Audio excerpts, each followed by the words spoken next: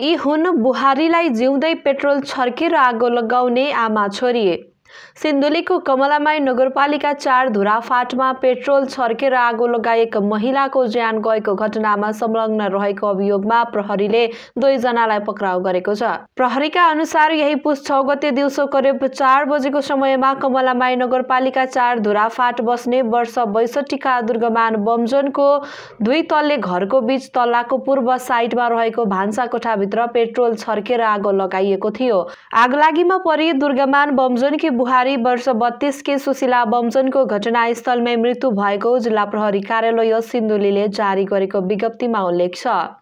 साथै दुर्गमान बमजोन गम्भीर घाइते भएका थिए। घटनास्थल शंकास्पद देखिएपछि प्रहरीले तत्काल मृतककी सिन्धुली जिल्ला हरिहरपुर गढी गाउँपालिका 4 स्थायी घर भई कमलामाई नगरपालिका 4 बस्ने दुर्गमान बमजोनको श्रीमती मृतककी सासू वर्ष 59 की माया रानी बमजोन र सोही ठाउँ बस्ने मृतकको नन्द वर्ष 35 की मीना लामा बमजोनलाई प्रहरीले नियन्त्रणमा लिएको थियो।